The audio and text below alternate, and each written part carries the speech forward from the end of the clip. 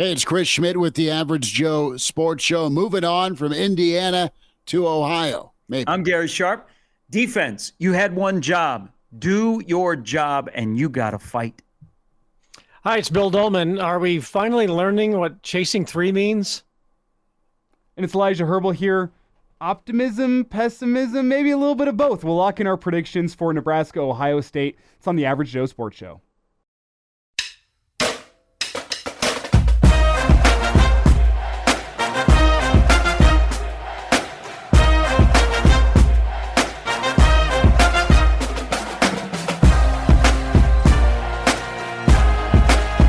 Welcome to it. It's the Average Joe Sports Show here, episode 64. Just days away from Nebraska, Ohio State.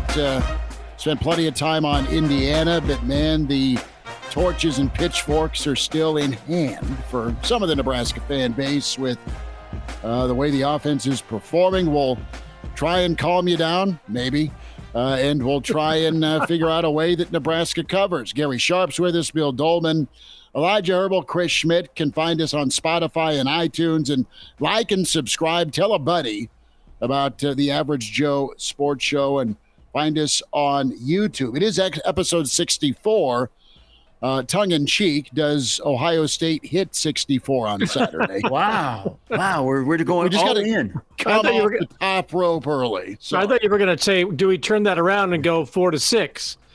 Oh, wow. Could do it. Could do it. Fellas, it's been a week, and it's only Wednesday. I am hunkered down in Uncle Mark's basement before I make the trip to Columbus Thursday as we tape. Shout out my niece, little Josie. She got Student of the Month. It's in the front yard, which is great. She's no average Josie. She is not. It's the outlaw Josie. It's the outlaw Josie. And first thing was not, hi, Uncle Chris, or what are you doing here, Uncle Chris? It's, what the happened on Saturday, Uncle Chris? Cleaning it up for airplay. But you just wonder, man. You wonder about the mentality moving forward. You hope the response is the right way, Gary. Yeah, it's been quite the week. I think, I'm a big proponent of, you find out when someone gets squeezed what really comes out, and we're gonna find out a lot about Saturday. I think about this team. People are saying, hold on, wait till UCLA. I think the response is pretty key. I just want to see guys fight. There's a lot of things to break down, from the X's and O's and being in the wrong gap, and not throwing the ball when you see something, or routes you run, or play calls. Man, Nebraska didn't fight. If we go back and we look at that game, it was 14-7. Nebraska had just scored. They put together a drive where they never got to third down. Okay, your feet are on the ground, you're back in the game, and then Indiana, boom, busts you for a touchdown drive in about 6 plays, and it's 21-7, and the game is now over. I want to see guys fight.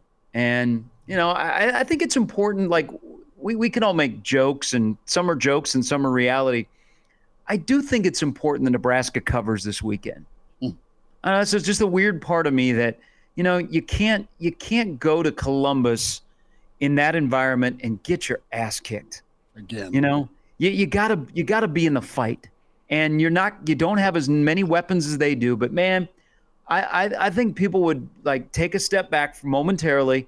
If you went in there and you fought and you played hard and you played smart football, and at the end of the day, Ohio State has a lot more weapons than you do, and you come home and you get ready for the month of November where you'll try and become bowl eligible again.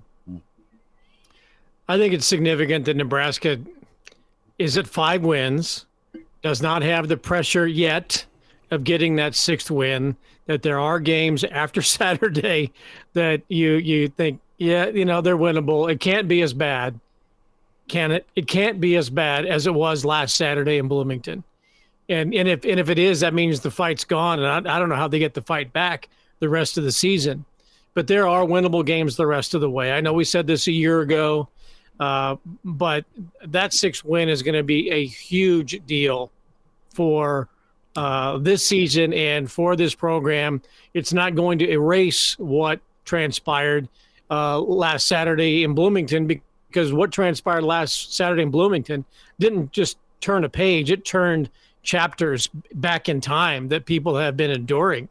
And they saw it all happen again on one afternoon, that incompetence on offense, no tackling on defense. I don't think special teams were ever that bad over the last 2 decades as what they have been and what we saw on Saturday. So everything kind of culminated in just an awful afternoon. But there's still a second half of the season left to play. You still got a couple of games at home. Just get to that 6th win, and Matt Rule can point at that, and people will be happy to spend the holidays in Detroit or Boca or somewhere.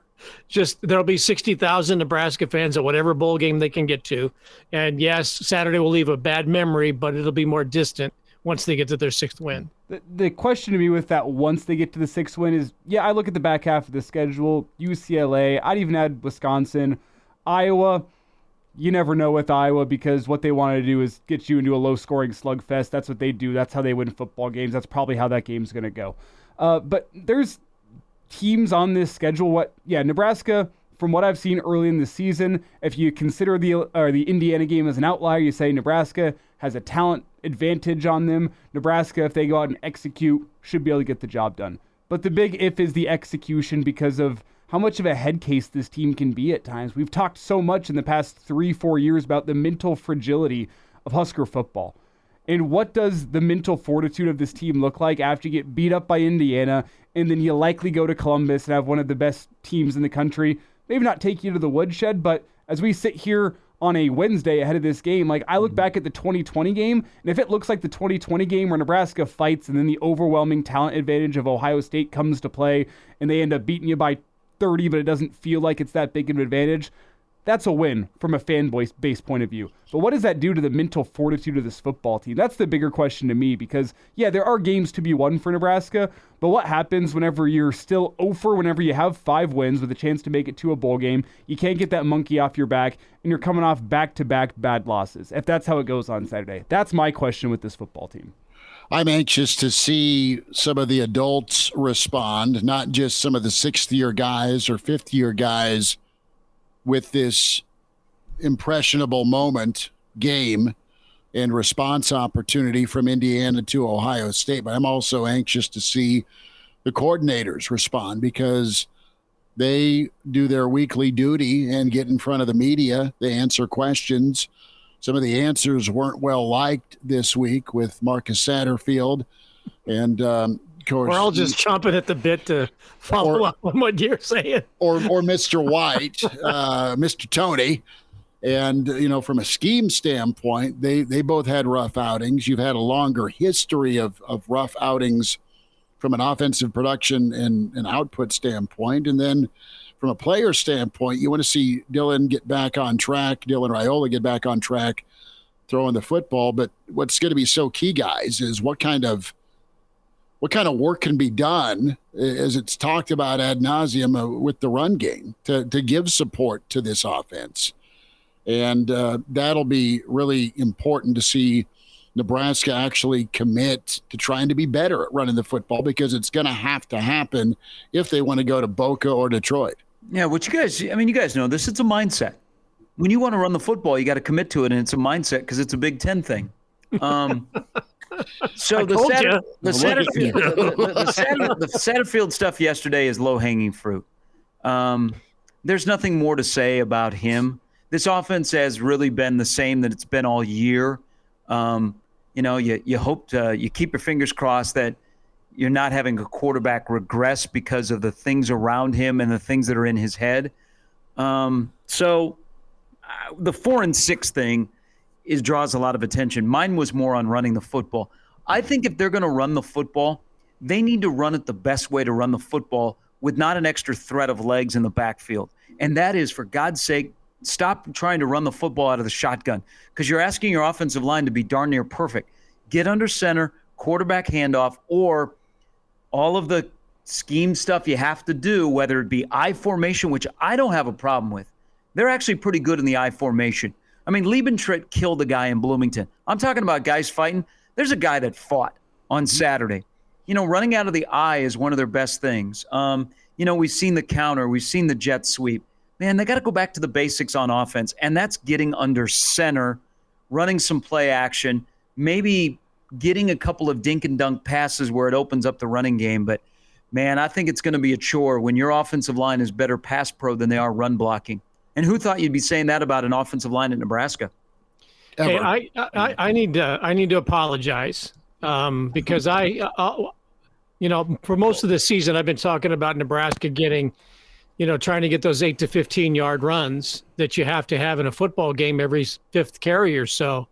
I did not realize, and I'm a little disappointed in you guys for not pointing it out to me, that Nebraska's offense is designed for 3 and 4 yard runs, and that I mistakenly thought that 8 to 15 every now and then would be within the scheme of the offense. So I stand corrected. I wish you guys had left me hanging out to dry like that, expecting 8 to 15 yard runs every 5 carries.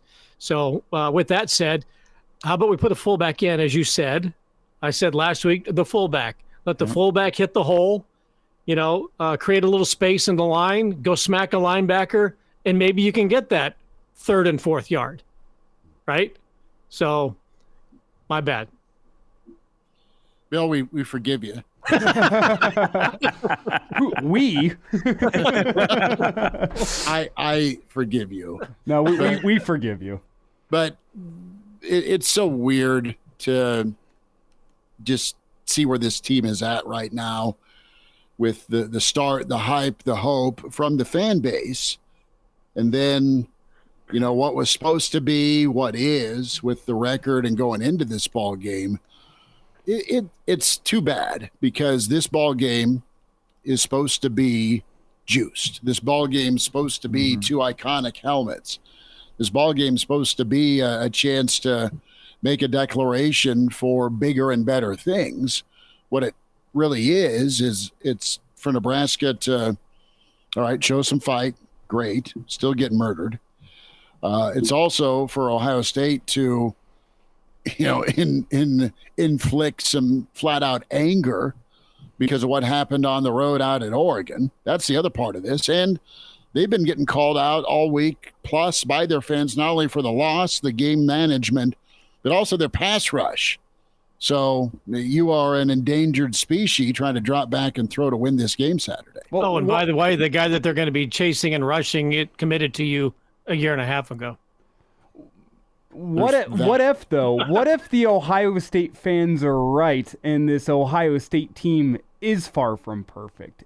Can we go there? Is that too hopeful on a week like this to say? That's not a good return on investment. Is there? And I don't think it's going to happen. Don't get me wrong. Wow. But is there a scenario where Nebraska can pull off the unthinkable this weekend? Are we too doom and gloom about this Husker football team? Well, they are 5-2. I think Ryan Day doesn't lose these kind of games. You look at his record. He's lost to Michigan in the playoff, to Oregon. So, your only hope is that Nebraska plays really well. Something happens on special teams. They get a defensive score. Ohio State still has an Oregon hangover, and they're looking ahead to Penn State. And it's 11 a.m. Yes, stranger things have happened. We were kind of talking before we went on air about some of the moments that Nebraska has played out there that don't include your quarterback coming back in scrubs from the hospital. Or 2012, there is the moment in Frost's first year. Remember, they went to Columbus and they hung in there for a while. That was one of the better play calling afternoons that Nebraska football has had in a while because they had a great game plan. They stuck to it and guys made plays and they made it interesting. I kind of look at Iowa was there a couple of weeks ago and Iowa made it interesting in the first half. But you never felt like, hey, they're going to pull the upset. And then it ended up, 35-7? Yeah. I think for both teams in this game, and that's kind of weird, Ohio State's more concerned about Ohio State. I think Nebraska's more concerned about Nebraska. They're just going to happen to play each other in the horseshoe on Sunday, and they're going to on Saturday, and they're going to keep score. Nebraska can't really worry about Ohio State. They got to take care of themselves. What is success then Saturday? Well, we talk about fight. Let's put it to a point total.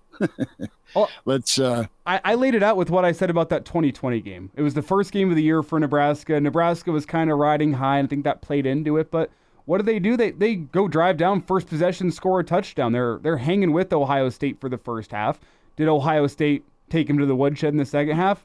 Absolutely. But a lot of turnovers that second half. It was a game that you didn't walk away from feeling discouraged, despite the fact that Nebraska lost by it was either 28 or 31. I can't remember what the final score was exactly. I should probably pull that up. But it was a game you didn't feel awful about Nebraska walking out of that one, or considering it was 2020, walking away from your couch. Like, you didn't feel awful. I think that could be the type of feeling Husker fans need, where it's, hey, they fought, they gave it their all. Ohio State was just the much more talented team. If it looks like that 2020 game, I think we could have, it wouldn't be a happy post-game show, don't get me wrong, but it'd be a post-game show on Saturday afternoon where you say, you know what, it could have been worse, and I give Nebraska credit for that.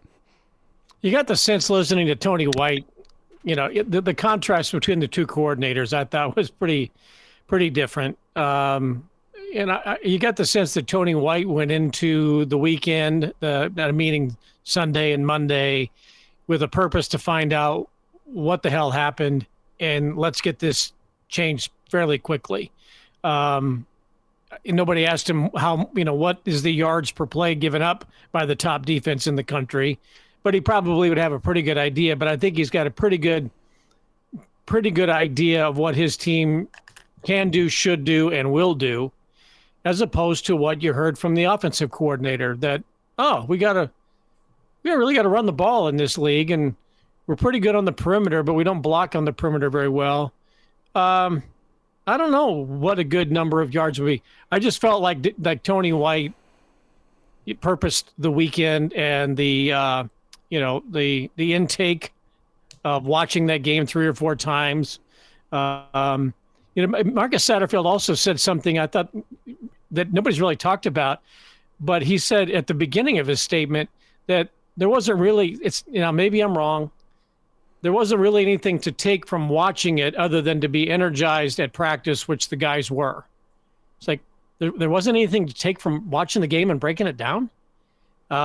Maybe I need to go back and watch that again, but it just seemed like, they watched the game and then watched the game back and then went out to practice and they were really spirited. So let me throw this theory out there about the defense, because I think Satterfield, again, there's nothing more to say there. I think Tony identified what the problem is. Could you guys listen to this conversation about the way Nebraska played? Because some of the veterans were completely off kilter.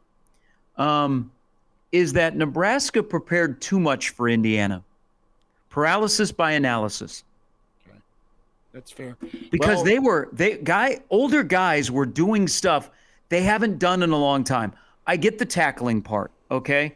But in terms of being lined up in the wrong spot, things like that, I don't know, man. The Satterfield has gotten the most discussion, and I think Matt Rule has something. He has some ownership in this as well.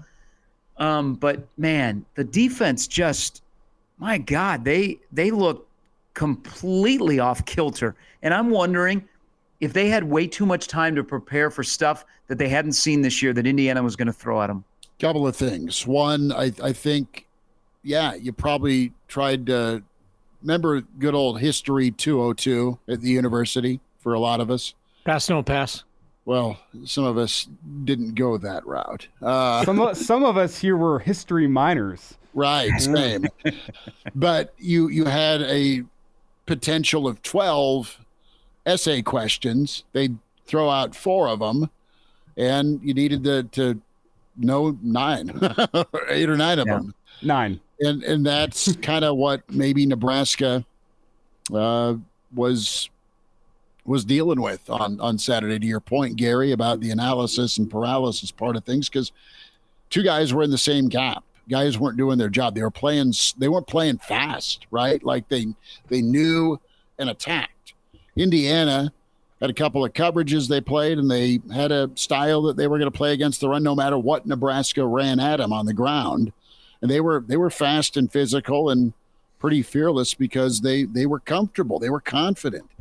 guys were trying to figure out what essay question to answer a lot of times, and they were slow to it. And then you start getting punched physically, and is the bell ringing yet? That's kind of what I saw with it. And I think that's a fair point.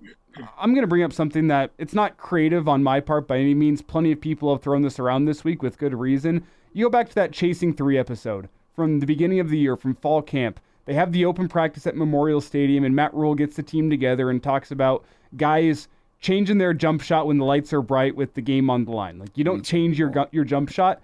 It's kind of how it felt to me, because I wasn't discouraged with Nebraska's defensive performance through the first 2 drives of the game. Like, you give them to 4th down on the first 2 drives. Yeah, there's the one gash run where Malcolm Hartzog has to make the touchdown-saving tackle, which there's a lot of touchdown-saving tackles in the secondary. But, like, the defense looked all right through the first 2 possessions. Did Indiana pick up yards? Yeah, but did you bow up in the red zone?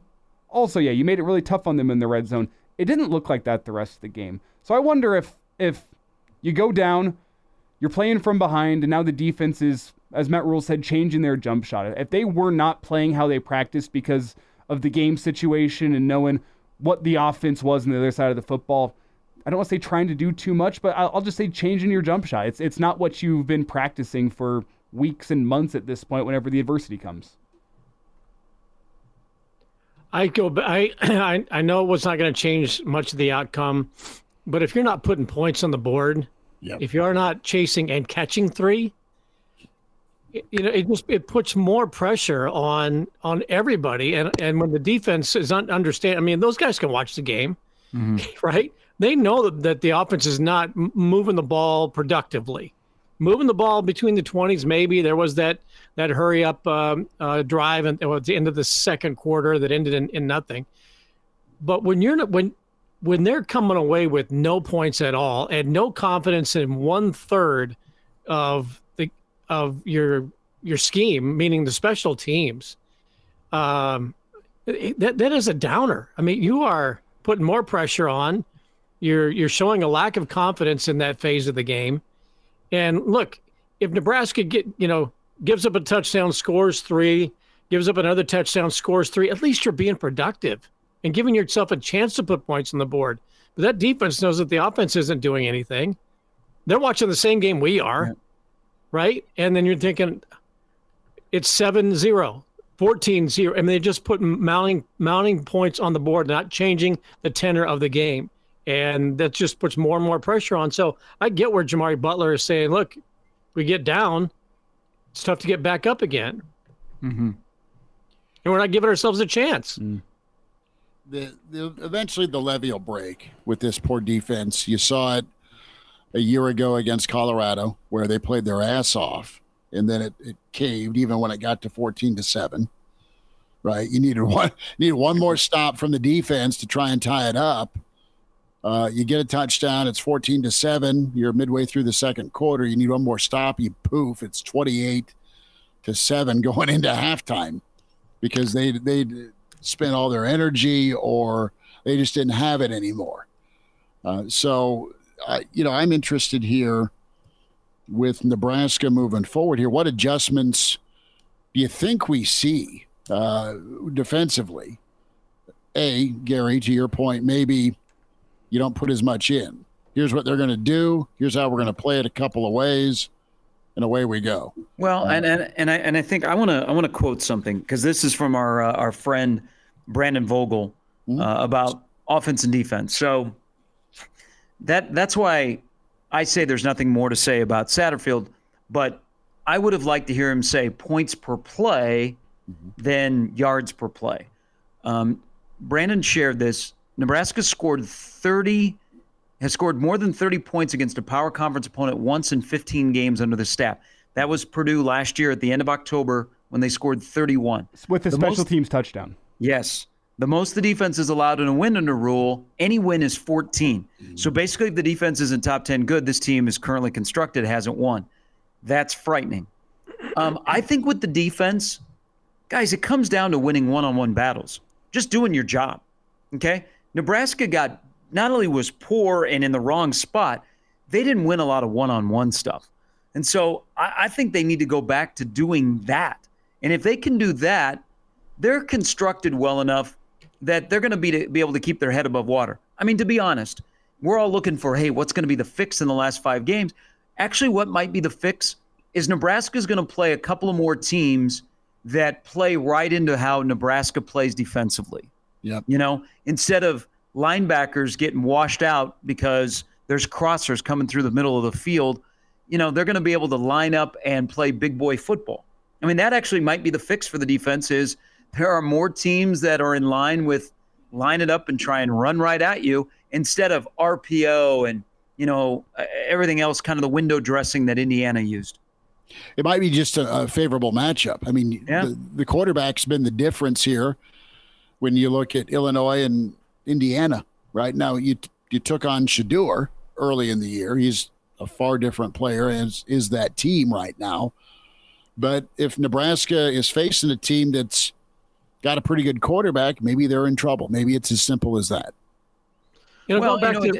Go back to what you said earlier, though, the paralysis by analysis. That Colorado game, for all of Colorado's offensive weapons and a suspect offensive line, I get that, a no running game, but that defense played with a freedom in that game.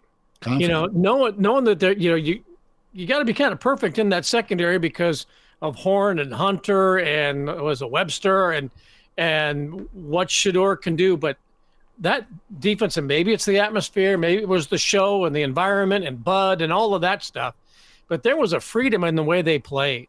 And I'm sure that was to assignment to a degree, but the rest of it was just go out, make plays, be athletic, and be more athletic than them. And we haven't seen that kind of effort really from that defense at times. And against Illinois, I think we could say we saw some of that just out athlete the guy that you're trying to beat. Purdue. And I think that's what the 3-3-5 was designed to. I would agree. There was some lethargic play against Rutgers and against Indiana that it almost was like, this is what I'm supposed to do, so now I'm going to go do it against the guy across from me, as opposed to, cheating. just going and doing your job, The old trust in your eyes as opposed to thinking. You hear that from defensive coaches. Some of these guys think too much. Yeah. So let me slide this in there because you brought up Colorado, and the one thing that benefited that game, Nebraska played with a ton of emotion, and Colorado wasn't going to be a running threat. Did Nebraska play their Super Bowl week number 2? Did they peak? Good question. They totally did. They had that thing circled. Because of how it went down a year ago. The buzz, the hype, the excitement around it. You get them at home. It's at night. It's blood in the water. That's easy to go out and play, right? I mean, you can play off emotions, incredible. And then if you can channel it, even better. Because they kind of are who they are right now. I mean, they to be honest, they kind of are the same team that we saw in the first 3 weeks that we've seen in the following 4. I mean, am I off here? No, and that's the biggest that irks some fans, because you're not supposed to be the same thing. You're not supposed to be the same program in some people's eyes at this point when you bring in this quarterback, right? Or you bring in these transfers and you have 9 of the 11 back defensively. It's not supposed to do it. You're not supposed to go in every game, but last Saturday shouldn't have happened. To your point about, you can lose, but not that way. So, that's causing a lot of trust issues for the future. And we'll see what inventory happens from not only last Saturday to this Saturday, but what kind of receipts are kept by the head man when it comes to his staff. We'll see what kind of receipts are kept by the younger players of how to operate or not operate when you face adversity. And you move forward. Well, it's not over, but it's just really a tough spot to be in right now, even at 5-2, which we all kind of thought was possible. We just didn't know how it was going to look. Well, Garrett, you say same team. You could even argue there's been regression on the offensive side of the football from what you saw early in the season. Now, I don't think the individual guys have gotten worse. I think it's more a credit to what Illinois did against Nebraska. I think the book is out on how you beat this Husker offense. I think that's what it is right now. I think every defensive coordinator in the country is looking at the film from Illinois, from Rutgers, from now against Indiana, and they say, oh, how do you beat Nebraska's offense? You play man coverage on the outside. You press them when you can. You say, we're going to go hat on a hat on the front six and say the five offensive linemen plus a tight end or a fullback. We're just going to go hat on a hat. We're going to expect to win up there, and we're going to make you throw the football against man coverage, and the receivers won't be able to get open.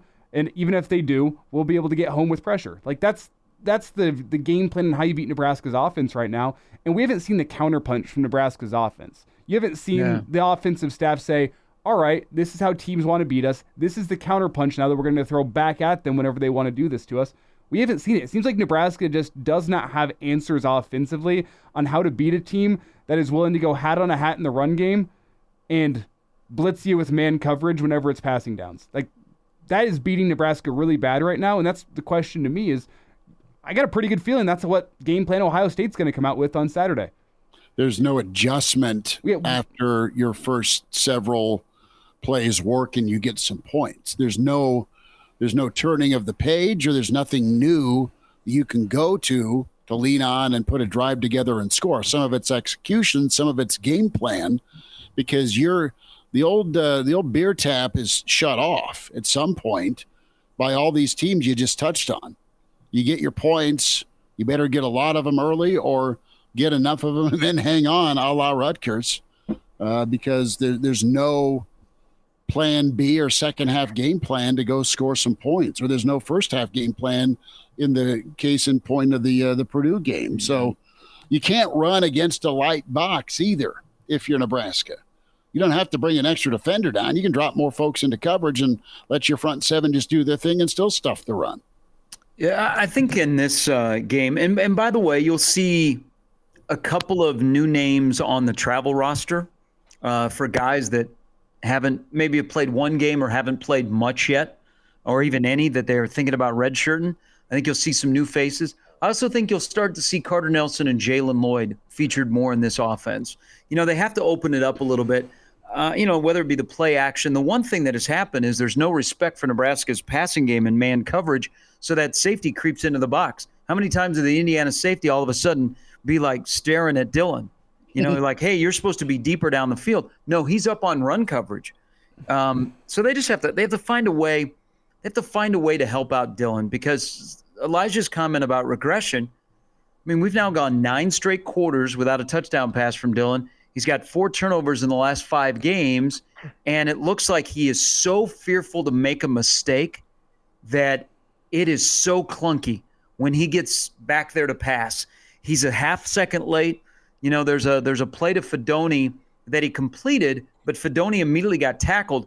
But if he's a half second earlier, which he was at the beginning of the year, Fedoni's able to catch that and lumber, maybe for an extra 10 yards.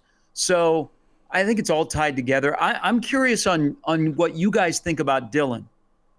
Do they need to help Dylan? Do they need to slow the game down? Or do they need to say, Dylan, just go out there and make plays, man. Play free and easy. Go out there and just ball. And you know what? If you throw a pick, it's okay.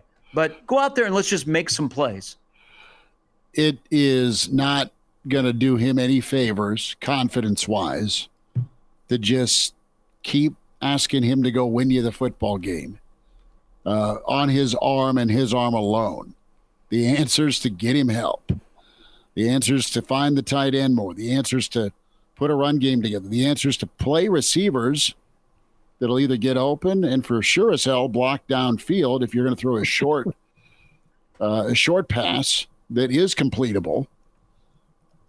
That's your answer. To let him just go take his lumps, he can take some lumps and still not feel like he's got to go do it all. That's not good for any freshman. The problem is Nebraska is not good in the things that you need to help out a young quarterback. Yep. You see it in the NFL. You see it in college. What do you need? Like run game and tight end. Run game and tight end / short rhythm passing game. Like those are the things you need to help out. Get them in rhythm with the short passing game. Well, Nebraska can't block in the short passing game, so a 1-yard reception becomes a negative 1-yard gain because somebody blows the block on the outside, and now you're getting tackled for a loss. Or you hand it off on 1st and 2nd down, and now you're handing it to your quarterback on 3rd down, and hey, it's 3rd and 8. Good luck, bud. The entire defense knows this ball's going 10 yards downfield, and if you check it down, we're going to rally to the football. Like, the things that you do to help out a freshman quarterback are not the things that Nebraska is good at. And they need to get good at it. I don't look at the guys around. I look squarely at the offensive coaching staff in that, because you have had plenty of time to rep these things, like perimeter blocking, which is going to help your running attack. It's going to help the short passing game. You're either coaching it or allowing it. And right now, Nebraska is either poorly coaching those receivers on the outside, or they're allowing them to be lazy and not block downfield. You need to have those things for your quarterback. Like, that's what it is to me. It's great to say all these things like you need to help out Dylan Raiola, the freshman quarterback, but the things you do to help a freshman quarterback, Nebraska can't do well. They've got to have somebody on the roster that can block downfield or block on the perimeter. Or wants to block. It has to be willing to do that. Look, I don't think Dylan has been the same since he missed Lindenmeyer in the Illinois game. And I might be making too much out of one play. I'm with you. But one pass that wasn't perfect, and it cost him. Now, we've also been hearing the whispers of the hockey lingo. It's an upper body or it's a lower body injury. That there's an ankle that was tweaked against Illinois that hasn't been 100%. That's why he can't step into a pass. And Nebraska hasn't gone downfield very much in the last few games. Maybe that's because guys are not getting open, but people are saying, well, he throws out the back foot too much. Is that because he really comfortably has to? Secondly, is it a shoulder? Did he get banged up to where maybe there's not a full strength and he can't go downfield? That's all been talked about over the last 2 days and actually the last week and a half. But look, I don't think Nebraska did him any favors to leave him in the game. And I think Matt Rule talked about it the other day, that leave him in and let him learn through those situations. You know what? When it was midway through the 3rd quarter and into the 4th quarter, there's really not a whole lot to learn. You know, at that point, Indiana is just rearing back and piling on the best they can. There's not a whole lot of schematic stuff that you're seeing and thinking and learning and figuring out a way to get this done to help you win a game. It was just surviving a team that was having way too much fun at your expense on the other side. So would Nebraska, with Dylan, had been better served the last quarter and a half by letting Heinrich Haarberg get in there and do what he can do and do what he's earned to do and get some playing time? He's been a loyal lieutenant, asked to take a step back this season and play spot here and there, and I think that would have been beneficial. Look, Danny Kalin was along for the trip as well, and he's got 4 games he can use. Let him get out there and just take a couple of snaps and get used to being in a Big Ten game, put him back on the shelf for a while. In the college game, you got to have a quarterback that also, this is another point, is going to give you, has the threat of the run. Dylan is a pro-style quarterback, and he looks every bit like he's going to wear an NFL suit for a long, long time. But there has to be a threat of the run. If he's not healthy enough to do that, that's problematic right now. If it's not something he's wanting to do, his idol just had a 33-yard run the other day against San Francisco. So there's a lot going on with where is he physically, mentally, and what is Nebraska doing to help him kind of settle down in what has been a pressure-packed freshman season. And I think giving him a quarter off the other day would have been much more beneficial than him just trying to learn on the fly in a game that's long been decided. The thing is Nebraska did have a somewhat successful offense in 2022 without a rushing quarterback, which coincidentally, not sure if you guys know this, the last time Nebraska had a 300-yard passer in a football game, October of 2022, Nebraska against Purdue, that shootout. You could forget that one. Casey Thompson finished the day with 360-plus passing yards, I want to say, in that one. All of them to Trey Palmer. I was going to say with the receiver that got open downfield. But, I mean, Casey Thompson had 56 rushing attempts, and I understand that sacks are factored in here. I don't have the sack-adjusted numbers in front of me, but he finished here with negative 21 rushing yards. He wasn't a willing runner. Did he occasionally break contain and get himself his 5-6 yards? Yeah. the offense from a creativity point of view we just saw felt plays so the other different. day where it was 3rd down and 5, and there's 8 yards of open grass, and he's not running. That's not a big ask. Or it's probably him being told, "Don't get hurt, dude." Yeah. So they aren't. And maybe he already is, and that's problematic. Well, they aren't going to baby him. They said that from the get-go. They're going to use kid gloves. let me throw some chum in the water here about if he's hurt or not. How's he going to deal with an ass kicking? Is the question. Well, right? I mean, how's he respond? You have somebody who has been highly successful and has won the majority of his football career. Now he's got this, and everybody is, he's there. The whole program has had more adversity and people questioning decisions in 3 days than they've had in a previous 19 games or 18 games.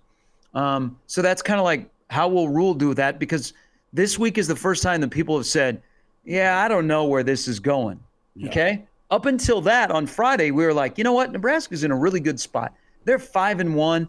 I kind of like where they are. They got room to improve. One game, 56-7, changed a lot of that. But I'm going to go back to Raiola, and if you think he's hurt or not, and then I'm going to throw in play calling. I'm just going to leave it here, and I'm going to walk away. But I want you guys to think about this. You can't go. The plants will die. So why in the friggin' hell do you run an aggressive post or a dagger route 20 yards downfield, and you know that he's not going to throw past 8 yards? How does that make sense at all? I mean, it's I don't know. It's like every 20 yards in this offense is its own red zone, no matter where you are on the field. That's fair. If he's dinged, why are you calling the play? Right? Yeah, and what you said, Schmidt and Elijah and Bill, about is it fear of failure with Dylan or fear of getting hurt? Because he can scramble out of the pocket. They're not asking him to, run a sprint option or anything like that, or run a full RPO where you keep it. But he can get out of the pocket. So I don't know. I think it's a culmination of things where he's thinking way too much. We talked about that in the Rutgers game, where he went for the hard over the easy. He might be making it too hard on himself, but he needs help. He needs help now to help himself, and then get it back to square one, and then go on again. I will say this: I don't want to say that I think he's afraid to run. I wonder if he's afraid of getting hurt. I wonder if they're afraid of getting him hurt, and that goes back to play calling and telling him, "Do this, don't do that." Yeah. Right? That may be an edict. Again, he might be hurt. I don't know. It's midway through the season. Everybody's banged up a little bit. But are they telling him, don't do that? And let me throw another thing out there, too. Geez, while I'm thinking about this.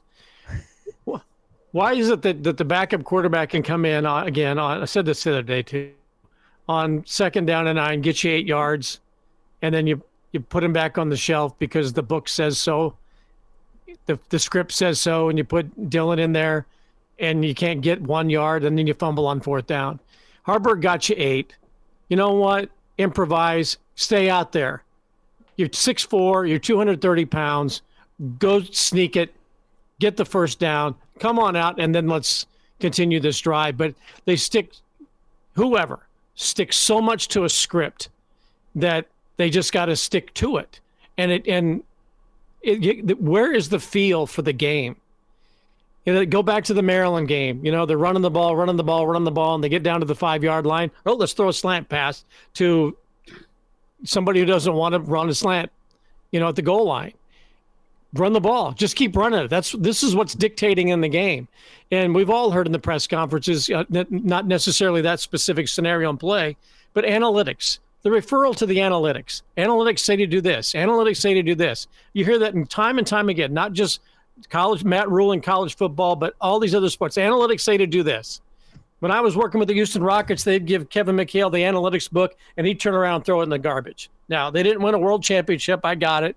But how in the hell did Tom Osborne win 255 games with 10 assistant coaches and a chalkboard and not analytics and a staff of 50 and these laptops, on the sidelines? these tablets. It's mind-boggling that the analytics say to do this. How do you win? I mean, coaching back in the day was, gut instinct and having a hunch and knowing you could do this and then figuring out after you did that what you're going to do next. Nope, the book says it, so we had to do that. Script says that Heinrich can get 8 yards. Now we got to go back and, line up in shotgun. Yeah. And I'm not a highly paid offensive coordinator for a reason. This kind of plays on your point, Bill, but you mentioned something there at the end, like what you think you can do, the pieces that you have. I mean, you have to understand that with analytics decisions within a game, but you have to understand that just with your offense as a whole. There was a quote, and I brought up an old quote earlier in the show. I'm going to do it again. It's from Matt Rule over the offseason. It's been brought up this week again. Not a crazy original thought by me by any means. I'm not going to take credit for it. But the quote, we remember it was, hey, if you load up the box, if you load up to stop the run, we have the pieces on the outside. We're going to absolutely murder you. That was the quote from Matt Rule in the offseason. Have you seen that at all this year? Whenever teams load up the box, that, hey, Nebraska's going to take a deep shot and go absolutely murder you. Or, hey, if you don't want to load up the box, we're going to find a way to run the football until you do. That was the vision in place for this offense from Matt Rule. I don't think that's the vision in place from Marcus Satterfield with this offense. There's something that isn't lining up there. You're not seeing eye to eye because there's been teams this year that have loaded the box up against Nebraska, and Nebraska hasn't tried to take the top off and absolutely murder them. And now you're at the point where you're running your head into a brick wall with your rushing attack. You got to find a way to make defenses load up to stop the run because that's the vision for the offense. Is you force a team to load up in the box, stop the run, and then you absolutely murder them deep. We haven't seen either of those things this year. And whenever that's your offseason goal, that's your offseason vision, and it turns around into the season and it's not there, I don't necessarily think it's ability. I look at the offensive play calling and the offensive decision making and say something isn't lining up because that was your goal in the offseason. That was what you were working towards. And we have not seen anything close to that as the year has gone on. Yeah. And, the whole 75 yards rushing in the fourth quarter, it's pretty clear. And it wasn't just after the game on Saturday. Matt Rule and Marcus Satterfield share a different vision on how to run the football. Yep. And that's what I'm saying. It's been building. And that's where I say that's on the head coach. Okay. You hired him. You've got the highest volume on the headset during the games. You can't say, why are we not doing this? I want blank in the game. I want this to be run. You don't step up and say that during the game. That's the head coach. If you're a good CEO, and I think Matt Rule is a good head coach, CEO type, better than he is X's and O's. So you hire guys that are good at that. But you're the head man. It's your butt on the line. If you don't like what you're seeing from a play calling and you want something, I don't think there's anything that says you can't butt in. You've been involved in all the meetings. You know what the game plan is. If it's not working and you see something, say it. You know what? Don't say we would like to run the ball with big people and so on and so forth. But I think Nebraska is stuck in a spot with the offense of they're supposed to be pro style, but they don't have the running backs and wide receivers to be pro style. Or the line. So they're trying to do something that they're not. And right now they're super predictable. I mean, I think it's pretty easy to scheme a defense against Nebraska and beat Nebraska if you have the right guys. It's a weird, if guys were doing their job better and performing at a high level, we'd still have these issues, but they wouldn't be as glaring. If Ben Hart was at the same level he was at the end of last year, if the two wide receivers who want to play in the NFL could learn anything from Trey Palmer woke up literally pissed off every day.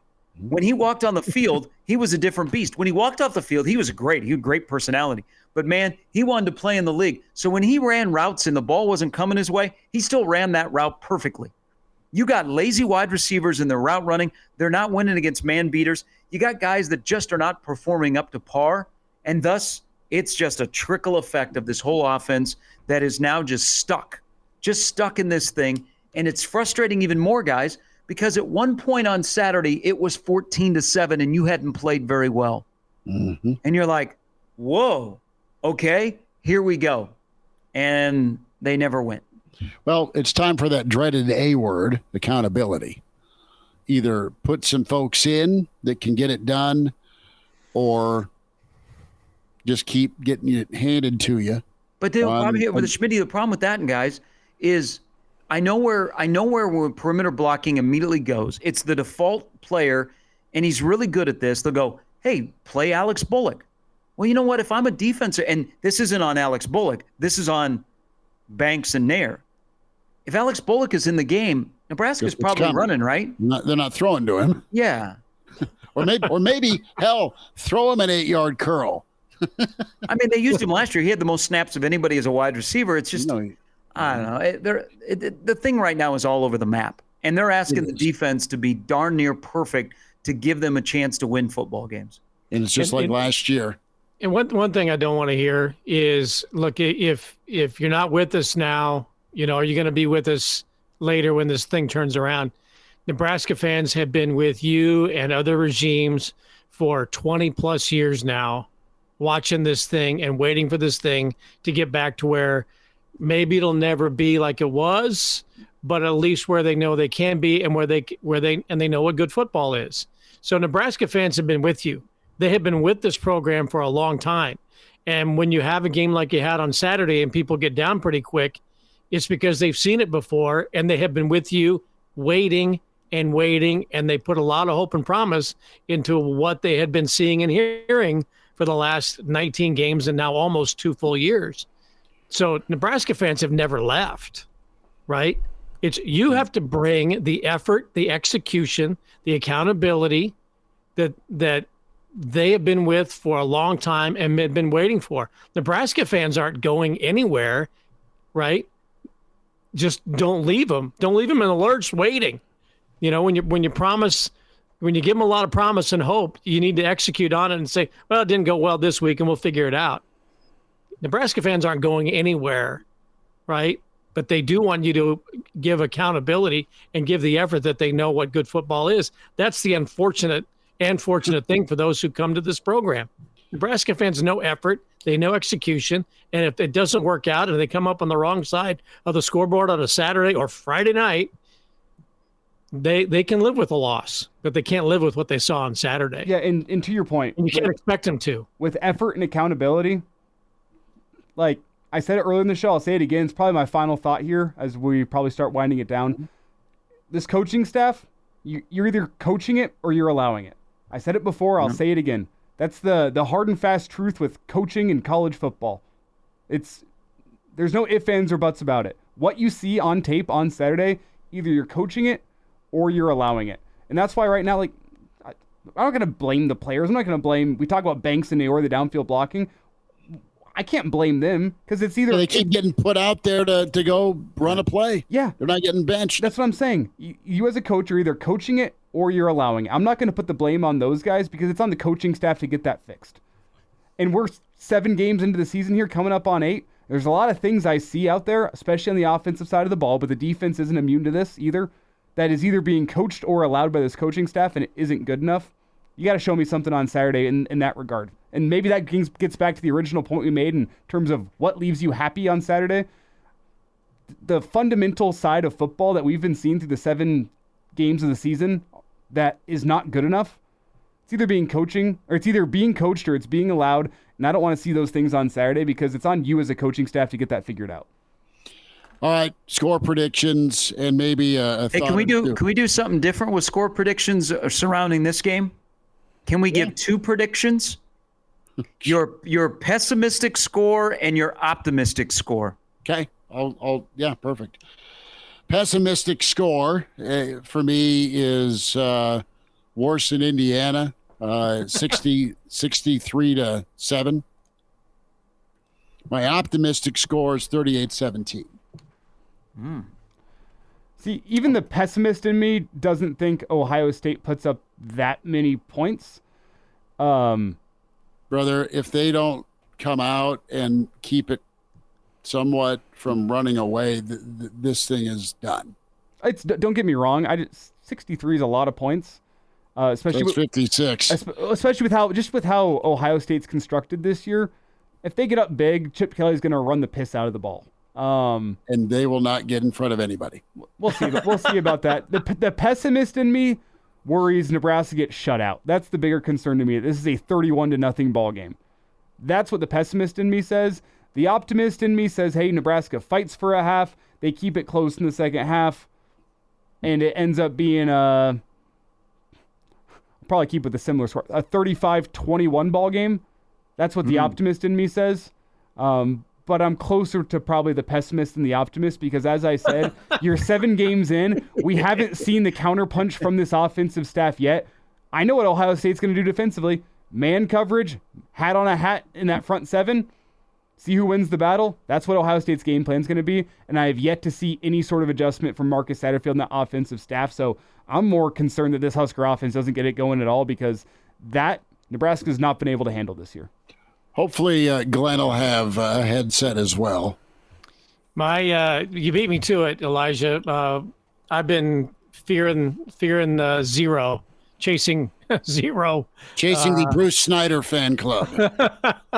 I've been chasing 0 this week, or trying to avoid 0, avoiding 0. There you go. Yeah, that would be, and actually it wouldn't, be terribly out of control. Just like you say, 31-0 or something along those lines, where Ohio State doesn't put up a ton of points, but Nebraska doesn't put up any. And so that I think would be, problematic if it's 30, anything to 0. Optimistically, Nebraska kicks 3 field goals. Wow. Scores a touchdown and loses 17-16. Ooh. Wow. Well, you know what? So I want your drugs. but think about this, though. Maybe this is water. I mean, it seems like the JoJo Doleman game from 3 years ago is a lot longer. Remember the game in Lincoln where you were like, man, Nebraska has no chance whatsoever against a top 10 team, and they made it super ugly. They only gave up 2 touchdowns. That was a pretty potent offense for Ohio State in 21. And the game came down to field goals. Ohio State kicked 4 field goals. Nebraska lost 26-17. And we were all like, wow, what kind of game was this? Samari Toure had a great game that day. Adrian was pretty good. CJ Stroud threw for 405 in Memorial Stadium. And that Ohio State team only won by 9 against a 3-7 Nebraska team. So, weirder things have happened. The pessimistic part of me says 42-7. The optimistic side of me says 34-10. Okay. I don't disagree with any of that. Any score you put out there.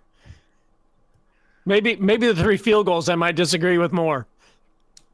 Well, I think a couple of things here in this game. Do you think if the same scenario presents itself like it did at Indiana with Nebraska winning the toss, they start on offense? Or do they say, hey, defense, here's your chance to show last week was a one-off, go get them? Give me the football. Yeah. Take the ball. Because I think back. I know that's idiotic based on what we've spent the last hour talking about with this offense. But give them a chance to go get the lead somehow. That's what I was going to say, because you go back to that 2020 game. It's the 3rd time I've brought it up now in this show. You went down and you got the lead. You took a 7-0 lead in Columbus, and it's probably the only thing that kept you in that game in the first half was that positive feeling you got from that. That'd be a good positive feeling to have, because you look at the other disaster side of things where it's, well, Ohio State just ran the ball down our throats, 12 plays, 75 yards, and it's 7-0, and there's no good feelings following a week that has been absolutely brutal anyway. That seems like worst case scenario where things can get away from you quickly, where it's 7-0, you go 3 and out, you punt it back to Ohio State, and all of Husker Nation collectively goes, oh, here we go again. And yes, I include the team in that. Guys, I just figured it out. Chasing 3 was yards, not points. Good God. Well, there's a gal in good old Lincoln this week that not only chased but caught a .338 BAC over the weekend.